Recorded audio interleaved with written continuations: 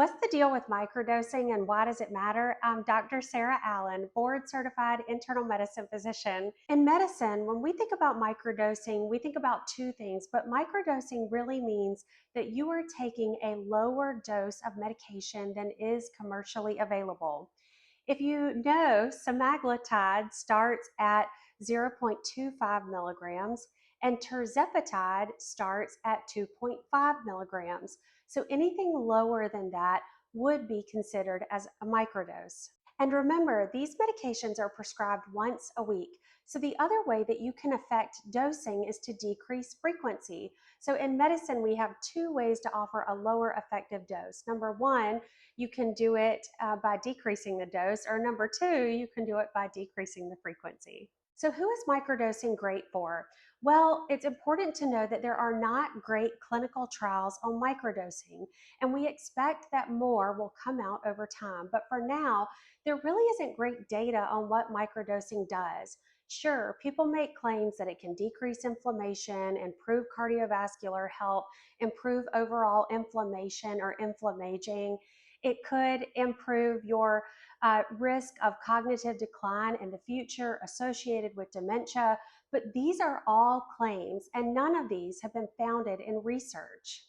I find that in my patients who have reached their goal weight and in order to continue to improve their metabolic health, they do very well on a maintenance dose of GLP-1. Some patients do refer to this as microdosing, although I would encourage you, it is important to always clarify what you mean by that term.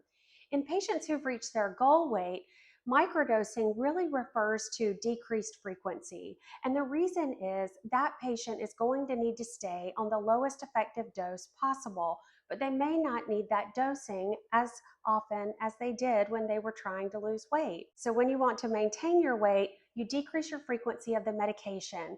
Now, this could vary based on patient. It could be every 2 weeks that you may need an injection. It could be every 4 weeks. And this is very important for many patients from a maintenance perspective of their metabolic health. They need to stay on these medications long term because we know that when people stop medications, they do gain the weight back. This is frustrating and discouraging for patients, but your healthcare provider is always here to help you navigate what is the best solution for you long term. So what about a smaller than commercially available dose? Is there anything wrong with it? Well, as I talked to you about before, there isn't great data on this. And although we do see many benefits with therapeutic dosing, those have not necessarily been corroborated with subtherapeutic dosing. So, in short, microdosing for maintenance of weight could make sense. That means decreased frequency. Microdosing a lower than subtherapeutic dose, we certainly need more clinical data, and this may be helpful for patients who need to alter their body composition, meaning they have more fat than skeletal muscle.